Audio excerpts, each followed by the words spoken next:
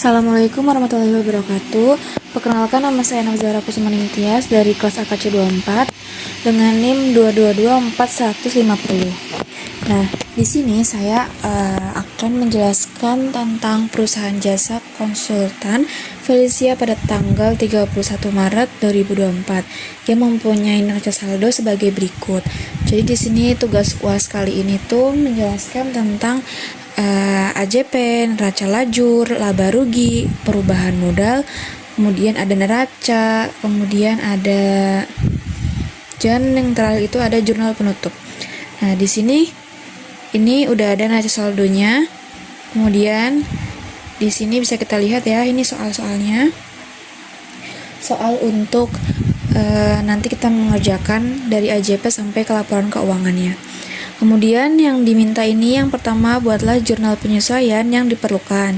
Kemudian masukkan jurnal tersebut ke dalam neraca lajur. Kemudian buatlah laporan keuangan. Yang terakhir adalah buatlah jurnal penutup.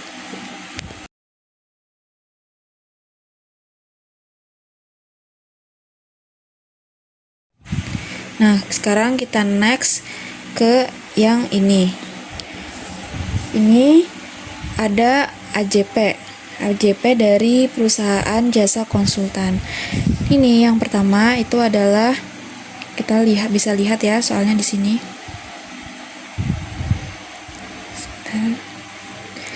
Harga perolehan perlengkapan yang ada pada akhir bulan berjumlah 135.000.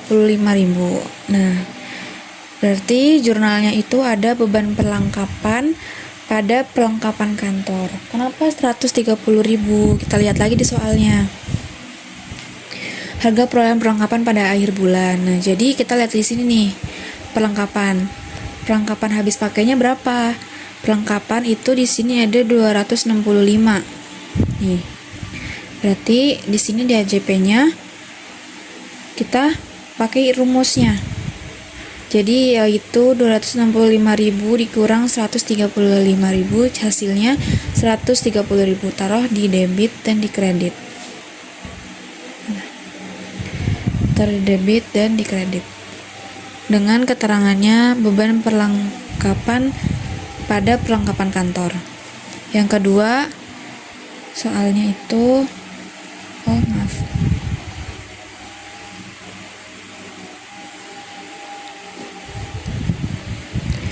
Yang kedua soalnya biaya gaji untuk bulan Maret yang belum dibayar berjumlah 600.000.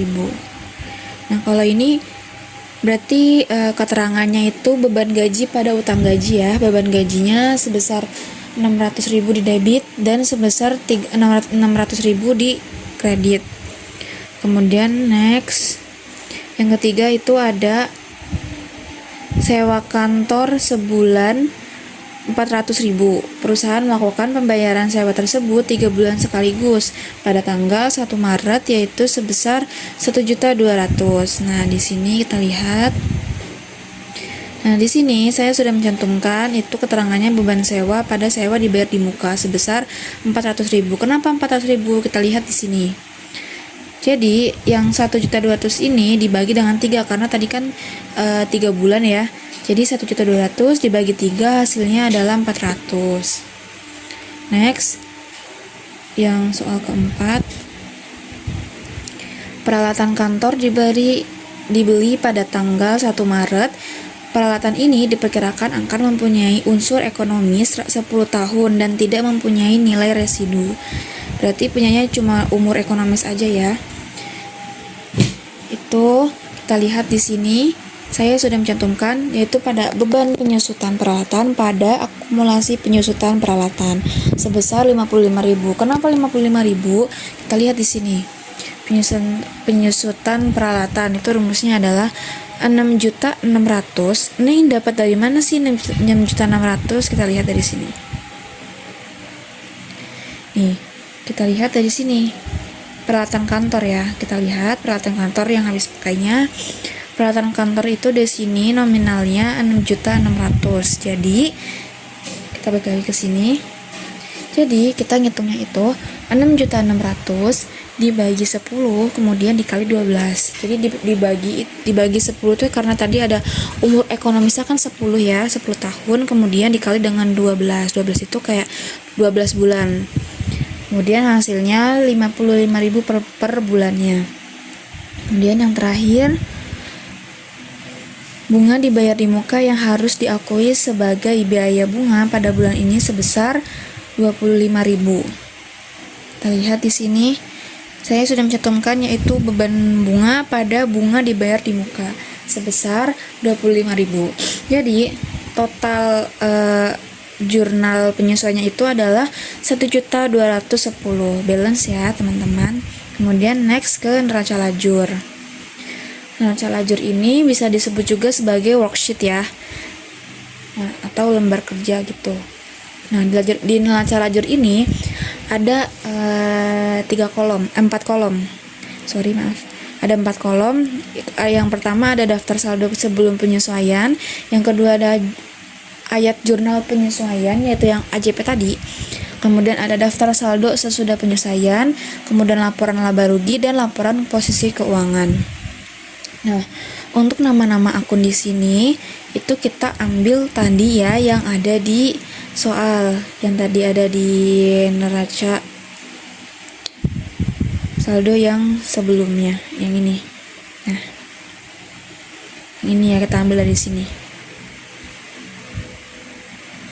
Nah, di sini itu kenapa di sini ada beberapa nama-nama akun yang saya tambahin, karena kan di AJP itu ada nama-nama akun tetapi di neraca saldonya belum ada, jadi saya tambahin biar nanti memudahkan untuk melanjutkan soalnya. Nah, di sini caranya kalau daftar saldo penyesuaian sebelum penyesuaian itu kita tinggal salin angka-angka yang dari sini. Angka-angka yang dari sini dipindahin ke sini.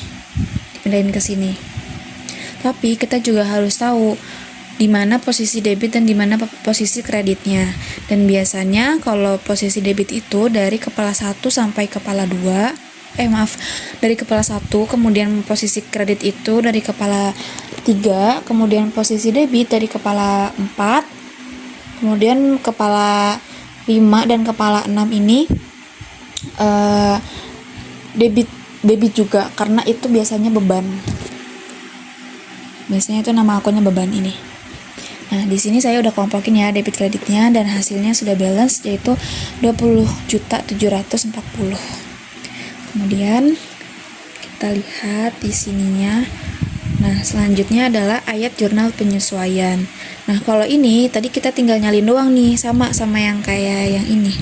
Kita tinggal nyalin dari sini. Yang tadi sudah kita bikin. Tinggal dari sini tinggal kita masukin ke nama-nama akunnya aja.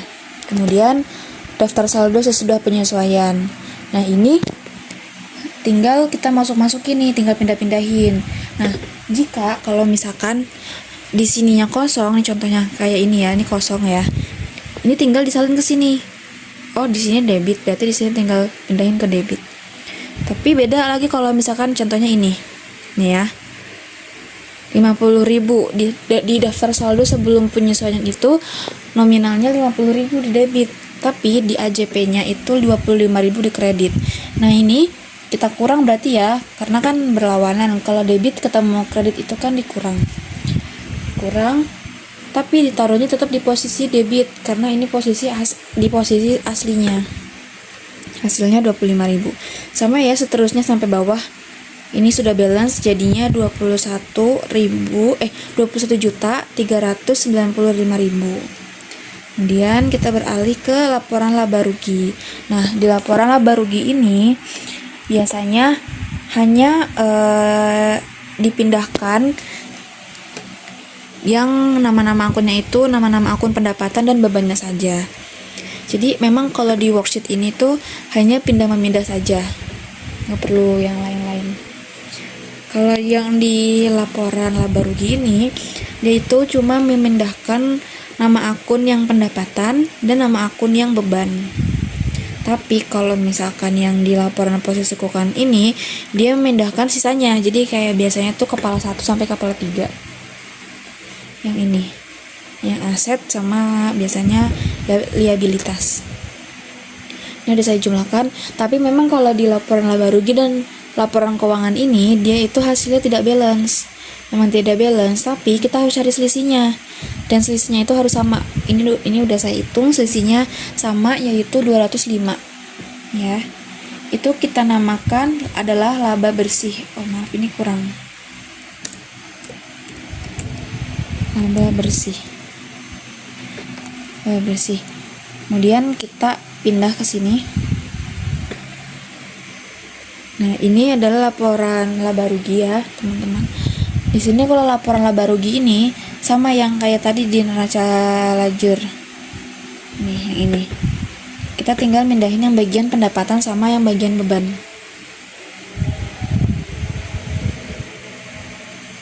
Nah, ini formatnya seperti ini ya. Jadi kita hitung pendapatannya dulu berapa, totalnya berapa, kemudian bebannya berapa, totalnya berapa, kemudian tulis laba bersihnya. Nah, ini laba bersih yang di laporan laba rugi ini harus balance sama yang di selisihnya yang ini tadi. Kalau misalkan gak balance berarti itu udah pasti salah. Ini harus balance. Ini udah balance ya, 205. Kemudian kita next ke perubahan modal. Nah, kalau di perubahan modal ini memang cukup sedikit ya, karena kita kan cuma mau tahu nih modal awalnya tuh berapa, terus kemudian modal akhirnya tuh berapa sih. Nah, ini sekarang karena tadi itu kan modal awalnya 10 juta ya. Kita lihat di sini. Kita cari modal. Nih. Modal. Ini kan modalnya kan 10 juta. Berarti kita tinggal salin sama yang di sini. Ini modalnya itu kan 10 juta, kemudian laba bersih yang tadi 205. Tinggal modal akhirnya berarti adalah 10 juta 205, tinggal ditambah aja. Tapi nanti kalau ada price itu nanti dikurang dengan nominal price. Kemudian next ke neraca. Nah, di neraca ini atau kita biasa sebut namanya balance sheet, itu ada 4 jenis. Yang pertama ada aktiva lancar, kemudian aktiva tetap, kewajiban, dan modal. Nah, di aktiva lancar ini kita tuh taruh akun-akun yang biasanya tuh dibutuhkannya itu kurang lebih 1 tahun. Jadi kalau aktiva tetap ini bisa dibutuhkannya itu lebih dari 1 tahun.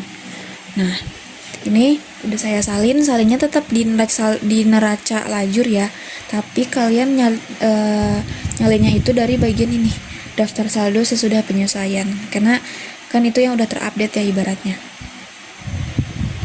Nah, ini kelasnya tuh segini, sekian 6 juta, kemudian hasilnya udah saya jumlah, hasilnya 9.160.